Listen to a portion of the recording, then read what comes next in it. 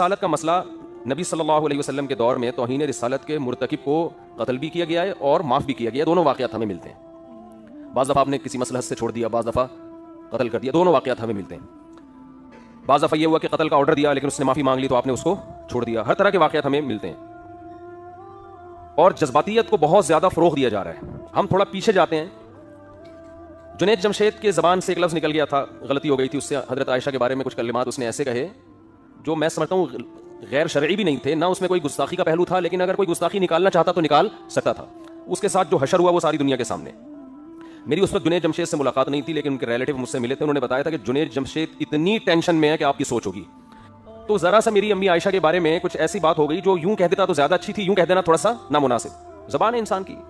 وہ میں نے بیان بھی جنید جمشید کا سنا تھا, اس میں کہیں توہین کا, امی عائشہ کی توہین کا کوئی پہلو نہیں تھا, لیکن اس سے یہ نکالا گیا کہ اس نے امی عائشہ کی توہین کی ہے. پھر نبی کی بیوی کی توہین نبی کی توہین ہے, تو یہ گستاخ صحابیہ بھی ہے اور گستاخ رسول بھی ہے. اور جذباتی لوگوں نے ایئرپورٹ پہ اس کو مارا بھی, پیٹا بھی. جس پہ گزرتی ہے نا وہ جانتا ہے کہ, اور خاص طور پہ ایک آدمی جو عزت دار ہو, معاشرے میں مشہور, ایک سیلیبریٹی ہو, اس طرح سے اس کو ایئرپورٹ پہ مارا کوٹا گیا ہے. جنید جمشید نے معافی کا اعلان کر دیا, مجھے کسی سے کوئی انتقام لینا نہیں ہے, میں نے پیغام پہنچوانے کی کوشش کی, پتہ نہیں وہ پیغام پہنچا نہیں پہنچا. بیان بھی کیا کہ معافی بنتی نہیں ہے, جن لوگوں نے مارا ان کے خلاف قانونی کارروائی ہونی چاہیے. ہم جنید جمشید کی ذات کو نہیں دیکھ رہے تھے, ہم یہ دیکھ رہے تھے کہ اس جذباتی پن کو اگر کنٹرول نہ کیا گیا ہے نا تو یہ معاملہ کم نہیں ہوگا, یہ آگے بڑھے گا. کیونکہ ہمارے ملک میں ان پڑھ لوگوں کی تعداد پڑھے لکھے لوگوں سے بہت زیادہ ہے, تھوڑی زیادہ نہیں ہے, بہت سے بھی زیادہ ہے. سینس لیس لوگ معذرت کے ساتھ زیادہ ہیں, سینس والے لوگ کم ہیں. مذہب پر عمل تو سوال پیدا نہیں ہوتا نا. مذہب پر عمل تو جتنے لوگ کر رہے ہیں وہ تو آپ کو پتا ہے. مذہب کے نام پہ مارنا کوٹنا, مذہب کے نام پہ کسی کو ٹھوک دینا پکڑ کے, یہ جنت جانے کا بہترین راستہ ہے. یہ اس وقت بھی میں نے یہ بیان کیا تھا, اس وقت بھی میں نے دوست احباب کو کہا تھا کہ بھائی یہ چیز روکنے کی ضرورت ہے, لیکن افسوس کے ساتھ کہنا پڑتا ہے کہ شاید اس وقت اتنے بھرپور طریقے سے اس پہ آواز اٹھائی نہیں گئی. جنید جمشید کی شخصیت کو تو ہدف بنایا گیا کہ وہ اس کو غلط مارا ہے, اس فلسفے کی تردید نہیں ہوئی. بات آ رہی ہے سمجھ میں؟ بھائی ایک شخص کی ذات کو کیوں دیکھ رہے ہو؟ کل کسی اور کی زبان سے بھی الفاظ نکل سکتے ہیں ایسے. ڈاکٹر ذاکر نائک کی زبان سے ایک لفظ نکل گیا کہ نبی صلی اللہ علیہ وسلم کے بارے میں مردہ ہیں یا اس طرح کا کوئی لفظ, اس پہ جو ایشو کھڑا کیا. یہ نہیں دیکھ رہے کہ ایک آدمی ہزاروں لوگوں کے اسلام میں داخلے کا سبب بن رہا ہے, وہ نبی کے مشن کی تکمیل کر رہا ہے, مگر زبان کی جو غلطیاں ہیں ان کو پکڑا جا رہا ہے. سرگودا میں بے نظیر صاحبہ جب وہ اپنے دور میں وہ آئیں بیان کر رہی تھیں تو انہوں نے بیان کے دوران اذان ہونے لگی. اردو ان کی اتنی اچھی نہیں ہے, انہوں نے کہا اذان بج رہا ہے آپ لوگ خاموش رہیں. اس وقت میڈیا اتنا فاسٹ نہیں تھا. میں نے ساتھیوں سے کہا کہ اگر میڈیا اتنا فاسٹ ہوتا ہے نا جتنا آج ہے تو بے نظیر صاحبہ کو بھی جذباتی لوگوں نے معاف نہیں کرنا تھا, یہ کہنا تھا کہ اذان کی توہین کی انہوں نے. سمجھنے بات کو. سرگودا میں مولانا حسین نیلوی رحمہ اللہ تعالیٰ بہت بڑے عالم تھے, کیونکہ میرا بچپن میں سرگودا میں بھی میں نے بہت ٹائم گزارا ہے. ہماری جب بھی اسکول کی چھٹیاں ہوتی تھیں جون جولائی کی, ہم سرگودا چلے جاتے. ہمارا نیال تھا وہاں پہ, سیٹلائٹ ٹاؤن سرگودا. تو سنہری مسجد ہمارے نانا کے گھر کے قریب تھی, وہاں ہم اکثر نماز پڑھ لیا کرتے تھے جا کے. حضرت مولانا حسین نیلوی بڑے بزرگ آدمی تھے, ٹھیک ہے ان کے پاس اختلافات بھی ہیں, تفردات بھی ہیں ان کے, لیکن اوور آل بہت سلجھے ہوئے, بہت ہی میچور بزرگ تھے. انہوں نے کوئی کتاب لکھی, اس میں ایسا لفظ لکھ دیا, انسان لکھتا ہے لمبی لمبی کتابیں, اس لفظ کو بنیاد بنا کے ان کے خلاف عدالت میں کیس کیا گیا کہ انہوں نے حضرت حسین یا حضرت حسن ان کی توہین کی. حالانکہ وہ توہین بنتی نہیں تھی, لیکن کوئی کشید کرنا چاہتا نا اسے توہین, کوئی نکالنا چاہتا تو نکال بھی سکتا تھا. جج چونکہ وہ پہلے سے ہی, بعض دفعہ جج بھی اپنی وہ دشمنی نکال رہے ہوتے ہیں, اس نے اہل بیت کی توہین کا کیس بنا کے مولانا حسین نیلوی صاحب کو جیل میں بند کر دیا اور ان کا جنازہ جیل سے اٹھائے.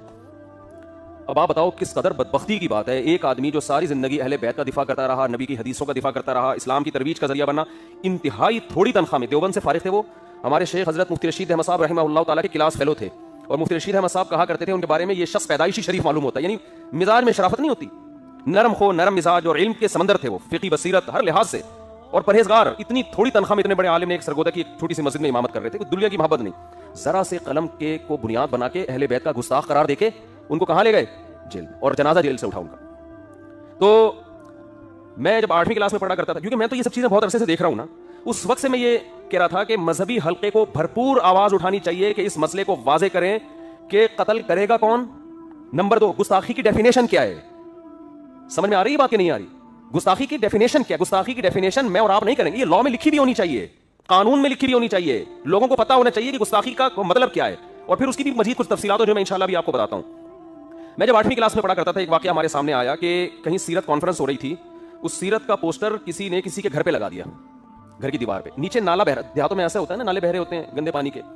یہ صاحب جب گھر سے باہر نکلے, انہوں نے کہا یار یہ میرے گھر کے باہر پوسٹر کیوں لگا ہوا ہے؟ انہوں نے پوسٹر پھاڑ دیا, پوسٹر پہ نبی کا نام لکھا ہوا ہے. وہ کاغذ گر گیا نالی میں. اس بندے کی قطعاً نبی صلی اللہ علیہ وسلم کے نام مبارک، نام مقدس کو نالی کی نظر کرنا نہیں تھا. وہ پوسٹ رسالت کی سزا پاکستان میں کیا ہے؟ قتل ہے نا. تو جرم بڑا ہے، سزا بھی کیا ہے؟ بڑی ہے.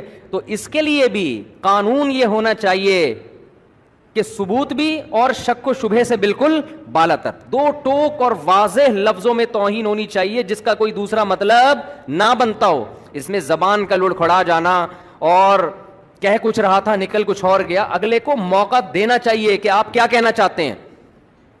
اور اگر ہم سپریم کورٹ قانون میں یہ اناؤنس کر دے، یہ فیصلے کے وقت سنا دے کہ اتنے سارے شبہات پیدا ہو گئے ہیں جن شبہات کی وجہ سے جرم ثابت نہیں ہو رہی، تو آپ سپریم کورٹ کی کو چیلنج نہیں کر سکتے. ہمارے ہاں ہو یہ رہا ہے کہ کسی پر توہین کا جو ہے نا الزام لگا. اب ہوتا کیا، میں ہوائی فائرنگ نہیں کر رہا، یہ ہوائی باتیں نہیں کر رہا. ہمارے ہاں اس قانون کا کیسا غلط استعمال ہو رہا ہے. اصل میں خود نہیں اندر گئے نا. کسی دن تم پہ الزام لگے کسی تمہاری غلطی جو تم جان کر نہیں کر رہے ہو اور خود اندر رہو گے تو پھر تمہیں احساس ہوگا کہ یہ ہو کیا رہا ہے مارکیٹ میں. ہمارے ہاں پتہ ہے کیا ہوتا ہے، کسی نے کوئی پوسٹر پھاڑ دیا، اس بیچارے کو نہیں پتا تھا کہ اس پہ نبی صلی اللہ علیہ وسلم کا نام لکھا ہوا ہے. اس کی دیوار خراب کر دیا آپ نے، پوسٹر لگا دیا، وہ پوسٹر پھاڑ دیا اس نے، وہ نیچے کہیں نالی میں گر گیا. آپ کو ویسے ہی انتقام لینے کا شوق تھا، کوئی مسئلہ چل رہا تھا آپ کا اس کے ساتھ، یا آپ نے اس کو، وہ غیر مسلم ہے، آپ نے اس کو ورغلایا، اس کو ٹارچر کیا، اس کے مذہب کو برا بلا کہا، اس کے بڑوں کو آپ نے برا بلا کہہ کے اتنا ٹارچر کیا کہ اس کی زبان سے بھی کوئی لفظ آپ کے خلاف یا اسلام کے خلاف نکل گیا. آپ نے فوراً بندوں کو جمع کیا، دیکھو یہ نبی کو ایسے کہہ رہا ہے، دیکھو اس نے قرآن کی توہین کی ہے، دیکھو اس نے یہ کیا ہے. لوگ یہ نہیں دیکھتے کہ اس نے کہا بھی ہے کہ نہیں، ہو سکتا ہے نہیں کیا اس نے. ایک لوگوں کا جم غفیر اکٹھا ہو جائے گا اور جائیں گے تھانے رپورٹ کرانے کے لیے. اتنے لوگ اس میں، آج ہر آدمی سمجھتا ہے آج مجھے عشق رسول کو ثابت کرنے کا اللہ نے موقع دیا ہے.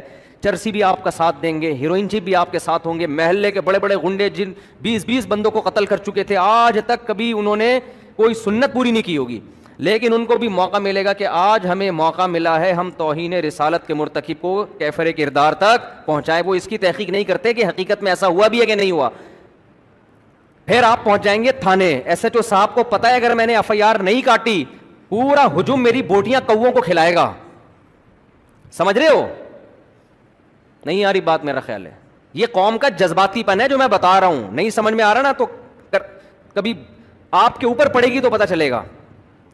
پھر جناب FIR بھی کٹے گی، تمہارا باپ بھی کاٹے گا FIR. تو پھر جب عدالت میں مقدمہ چلے گا، جج کو پتا ہے اگر میں نے جیل نہیں کیا تو قوم مجھے، میری بوٹیاں کس کو کھلائے گی؟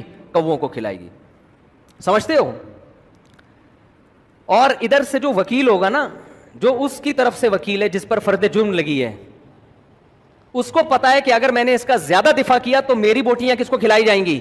کووں کو. بتاؤ ایسے موقع پہ انصاف ملے گا کسی کو؟ نہیں. یہی بات سمجھ میں.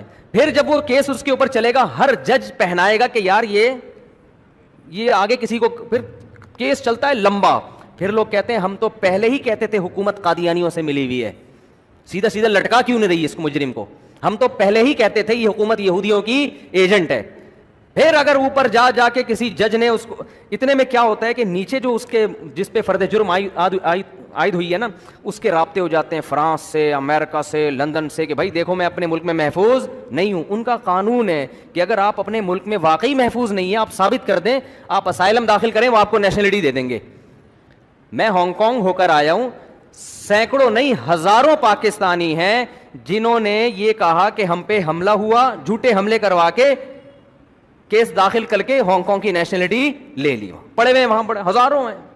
نیشنلٹی نہیں بھی ملتی تو وہ اسٹے کی اجازت دے دیتے ہیں آپ.